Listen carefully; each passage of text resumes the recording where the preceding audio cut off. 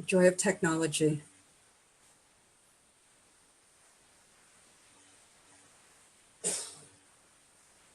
All right, if anybody's out there, let me know if you can hear me or see me.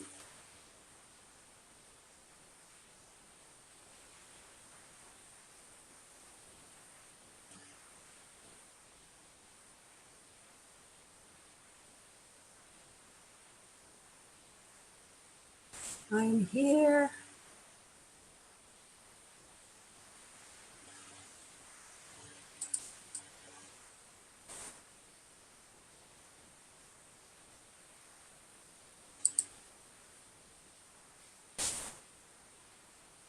It says I'm streaming live. I don't see it. Does anybody else? Send me an email, send me a comment.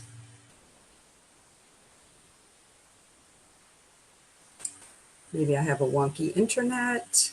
I don't know. I have a great training.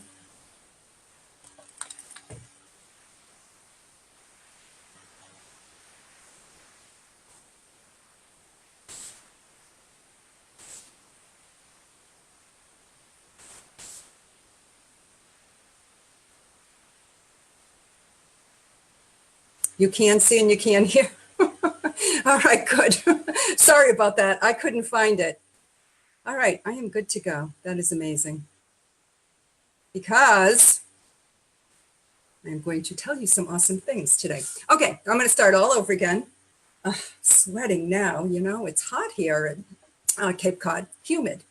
But it's fun being at the beach. And so I'm going to talk to you guys today about how to control the sales conversation. And it's not what you think. Okay, so one of the things that I want to do is I want to introduce myself. If you don't know me, I have been in sales now for a few decades, let's put it that way. And I have worked in the corporate world. I have had my own B2B sales agency where I sold high-level telecommunications and data and internet services to businesses, high tech. And then for the last 5 years, I've been selling high-ticket programs for coaches and consultants, as well as for my own program.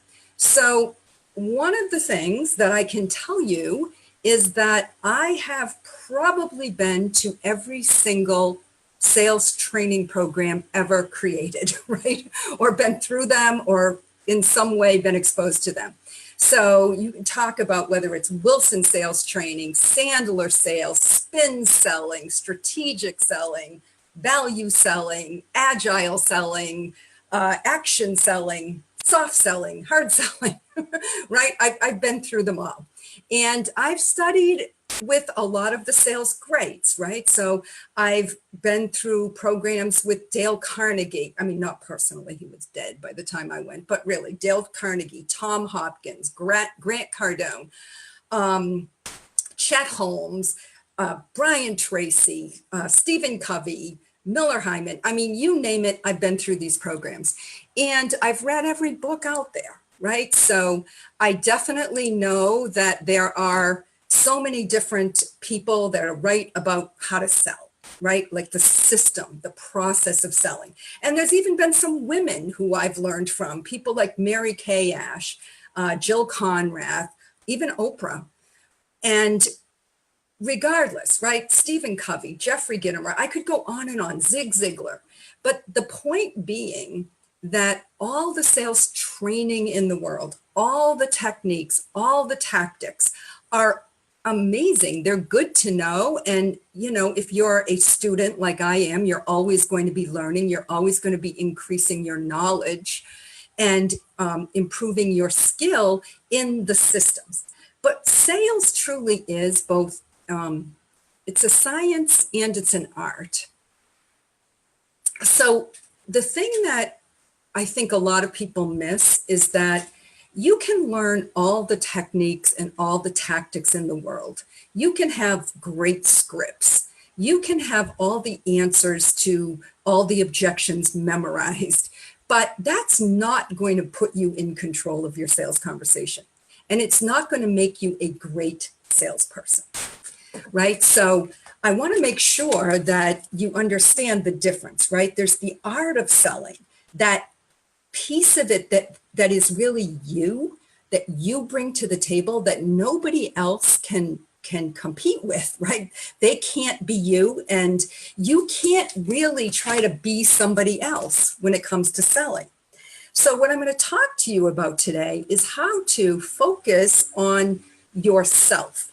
Sort of stop looking outward for how to get better at sales and really start working on what you can do personally to improve your ability to connect with people and control the sales conversation. So, any methodology that you're using will probably work, right? They're all kind of the same. They all kind of work on the psychological premise of there's a way to kind of bring people through their pain, to kind of get them to envision where they want to go, to show them how to bridge the gap, and then to lay out the offer. And yes, there are ways that you can get better at that.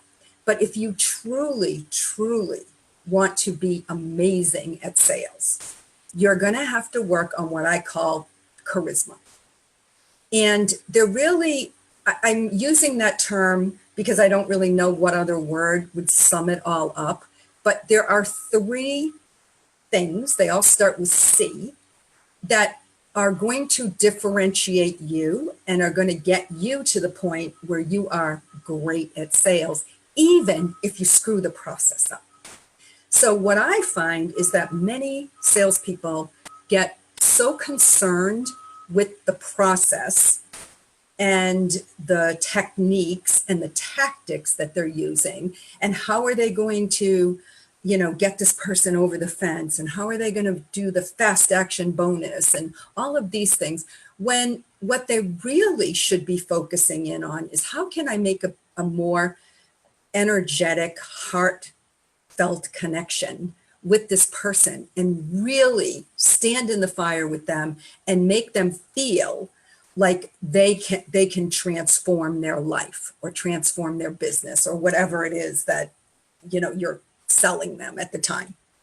So really getting great at sales is an inner game, and it's not something that you can learn in a book. It's something that you have to work with, and I'm going to tell you the best way to do that at the end of this. But let's first talk about what these 3 things are, 3 C's that make up charisma.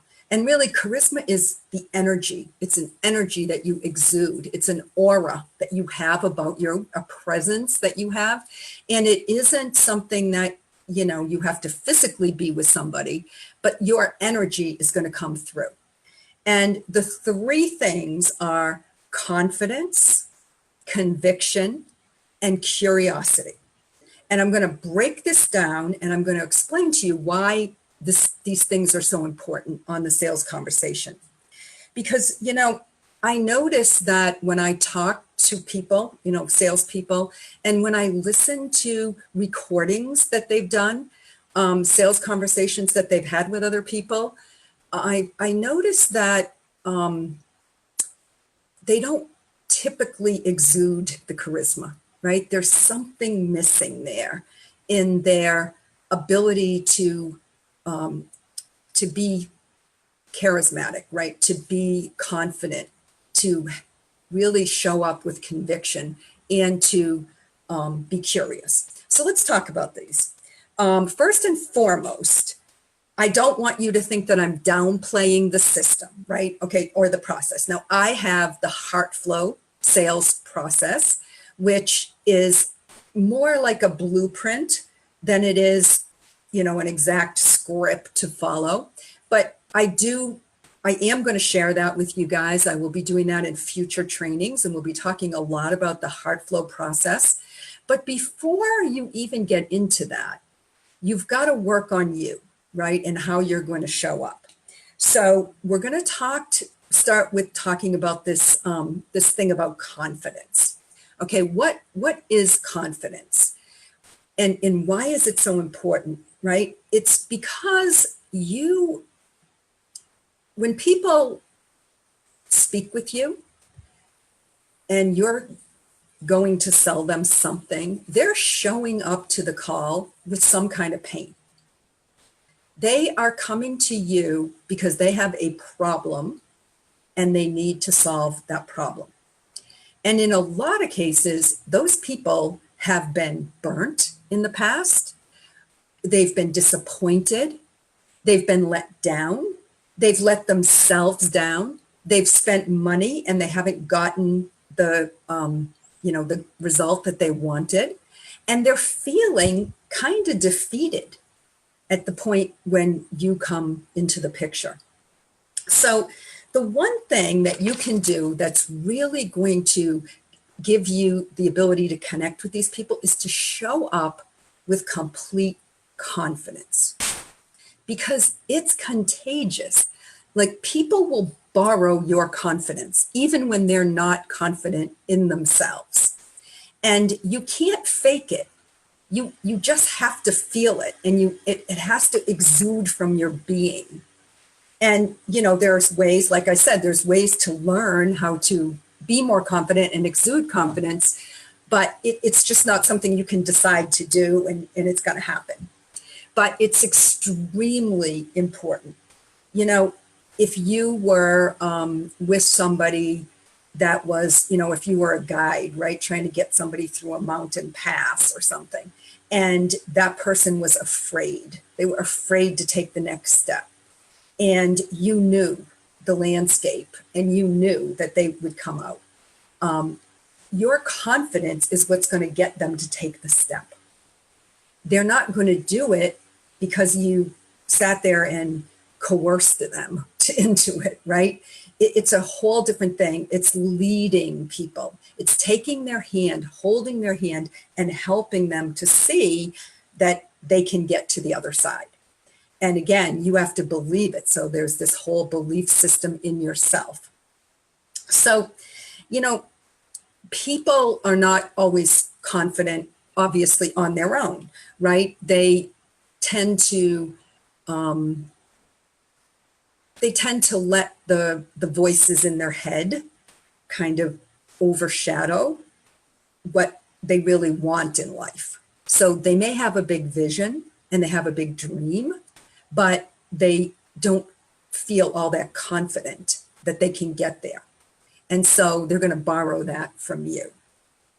So that's the first thing. Now, I want to talk a little bit, give you an example about this, because, when I started into the high ticket coaching, selling high ticket coaching, and I started working with Alex Mandossian, and some of you have heard this story. He said to me, I don't know, Janet, if you will be able to sell my 100K program. I've sold it myself, but that's me selling it. And I don't know if they're going to, if that's going to transfer, if you're going to be able to get people to invest $100,000 in my program. And, when he first said it, I was like, yikes, $100,000, right? I've sold, obviously, corporate solutions that are in that ballpark, but trade coaching, no, I hadn't. So I really had to do some inner work on that. And I had to really make a decision that I was going to confidently say, yes, I am going to be able to sell this program. Now, granted, I had a lot of faith in Alex and I had a lot of faith in his program. And that, I'm going to talk about that in a minute more, but it wasn't about him at that point, right? It was about me being confident enough to even make an offer to somebody to invest $100,000 in their business. So that part of it, why could I do that? Well, part of why I could do it is because I surround myself with people like Alex who are totally confident in his ability to do it. And I look at him and go, well, if he can do it, why can't I do it? Right? And so part of it is that I like to up my game a lot, and I like to surround myself with people who are confident, because I borrow their confidence sometimes. So that was a big part of why I was able to get into the high ticket selling. Now, the next thing is conviction. Now, conviction is different than confidence, okay? Conviction is like literally, without a shadow of a doubt, knowing for sure that what you are recommending for this particular person is going to help them. Now, my example of conviction is that I, do this selling for Ryan Levesque, the Ask Method. And I know Ryan personally. I know his coaches. I know a lot of his clients that have had success with him. And I am like, without a doubt, know that if any person that I make an offer to accepts that offer and joins his coaching program, that it will work for them. Like, I know it works. Now, obviously, they have to do their part and show up. But my conviction is so strong that what I'm selling is an amazing solution, right? And it works, that it's easy for me to transfer that conviction and to be solid in that when I speak with a client. And it comes across to them. They aren't sitting there going, God, I don't know if the program works. I wonder, right? Yeah, they're concerned about their own confidence, right? But they're not concerned about whether the program is going to work because my conviction is so strong there. It's kind of the same thing when I sell my own programs. When I speak to somebody who wants to learn how to sell and is looking for some tips and, obviously wants to get better so that they know their program will sell and they can move it off to a salesperson. Or if I'm talking to a salesperson, I have such strong conviction when I'm talking to them that they are going to get a return on their investment. Like, they are going to succeed. There is no way that if they show up, I'm going to let them fail. That conviction comes through on the call. And that's extremely comforting to people, right? So this is an energy that comes through. And it's very important that I don't care what you're selling. If you're selling your own program, if you're selling somebody else's program, you have to have that conviction. And again, what does it take to get that? Well, it's going to take some work on your part, right? In the corporate world, we call it product knowledge. And it's really understanding, like, what's the transformation that this coach offers or that I offer as a coach? And, what's the result that I'm going to give somebody, and how solid can I stand in my belief that these people are going to get this result? So that's conviction. And the third thing is curiosity. Now, why is curiosity so important? Well, this is where we transfer from it being about you to it being about them. People want to feel heard. They want to be seen. They want to feel important. They want to know that the work that they're going to do in the world matters. They want to feel like the step that they're taking is going to be the thing that's right for them. And they question that, right? They're not even sure sometimes about that. When you come and you show up and you are genuinely curious about, why is this person on this call? What is the reason that they really want to make this transformation in their life? Why do they want this solution, this program? What's it going to do for them? And I'm not talking about just asking these questions, on surface level. I'm talking about digging deeper, because a lot of times people don't even know themselves what's underneath the surface. So I was reading Steve Sims is in my network. He wrote a book called Blue Fishing. You absolutely will read that book. And if you're on here and you want to read it, make a comment and I'll make sure you get a copy of it. So anyway, he was talking about, Steve is like the ultimate concierge. She makes dreams happen for people. It doesn't matter, if they want to meet the Pope, he'll figure out a way to get them to meet the Pope. If they want to go to a party with Elton John, he'll make sure they get to a party with Elton John. It doesn't matter what it is, he can make it happen. His book is fascinating. But anyway, he talks about, you have to ask people 3 times why. Like whatever they tell you is the first why is never really the reason. It's always deeper than that. And sometimes they even get surprised by the answers that they give. So confidence and conviction are important because you have to be confident enough to ask these questions, right? To show up. But the curiosity piece of it is really where you transfer this need, desire, and want that you have to close the sale so you can get paid the commission to you want the best thing for this person. And you're curious as to what that best thing is. You're just as curious as they are as to whether they're going to be able to succeed in the program. Because remember, they're having this question in their mind, which is, is it right for me? And you have to help them figure that out. And it's not done through convincing them. It's done through digging with them to find out, well, are you going to succeed? Is this what you really want? Are you going to show up and do the work and take the coaching, guidance, or consulting? So that piece of curiosity is where I see a lot of salespeople really lacking.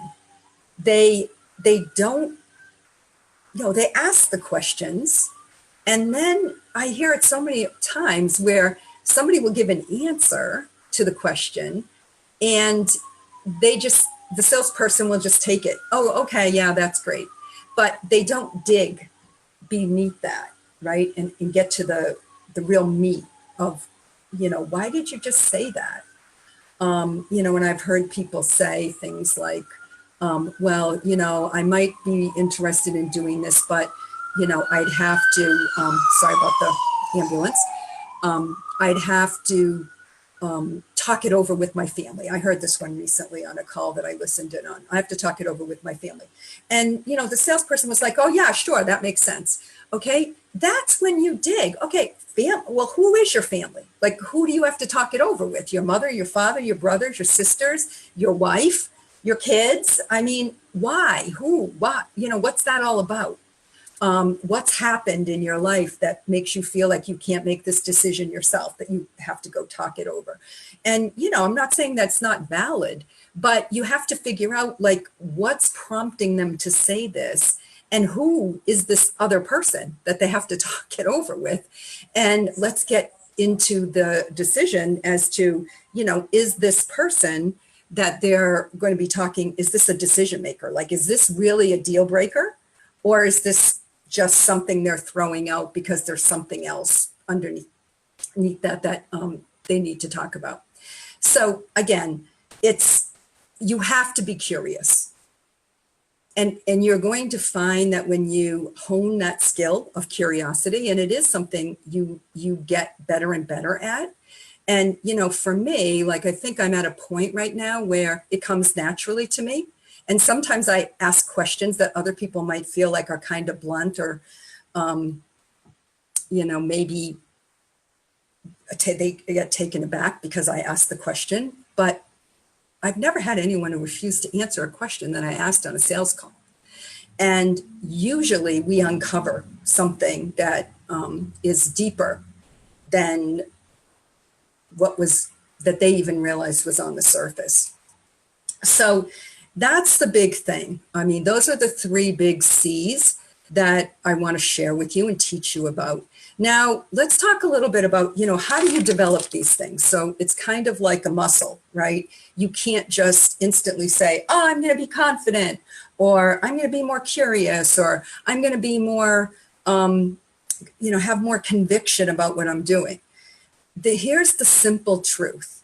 you have to surround yourself with other people who are charismatic, right? Who have this kind of charisma, because it will rub off on you. You have to hang around people who exude this kind of energy, because energy spreads and you'll pick it up. And if you're around people that have sleazy and slimy energy and they aren't, integrity or whatever, that's going to come around. It's like, I'm a parent. Well, I'm a grandparent now, but, you care who your kids hang around with, and you can have a great kid, but you know that if they're hanging around with the wrong crowd, it's going to affect them. So just like you would want the people you love to hang around with upbeat people who lift them up, you want to do the same thing as a salesperson. You want to go and align yourself with other people who are heart-centered, have a lot of integrity, exude confidence, have conviction in what they're doing, right? Are curious about you, like literally care about you. So, that's what I do. I join these networks, I join these masterminds because I like the people, right, who I'm around. And there's something about them that lifts me up, right? I see a better version of myself when I hang around with these people. So that's my message for today. That's my training for you. I'm going to let you think about that. Feel free to reach out to me if you want to chat more about it, if you have any more questions. Because I'm on this Zoom link now, I can't even see what's going on Facebook. My technology skills are like really crappy. Maybe I could try to figure out where the Facebook thing is. I don't know. Anyway, so whatever it is, it doesn't matter. Put your comments in there and I'll comment on them later. I was going to do a Q&A, but we're running out of time because I don't usually like to go more than a half an hour. So just so I'm always available to chat. I love to build relationships with the people who are out there, whoever you are. So feel free to look in the comments. I'll post my calendar link there, but it is meetme.so/freedom shift. I had to try to remember. That will get you to me, but you can always just reach out to me on Facebook Messenger and we can set up a time to chat. So that's it for today. And again, thank you for showing up. Thank you for bearing with me and my technical difficulties. I don't know why you couldn't hear me on Facebook, but we made it work. So that's it. Bye for now. If I can figure out how to turn it off, I think I will. But otherwise, I guess I'm going to just hang here. All right. Bye for now.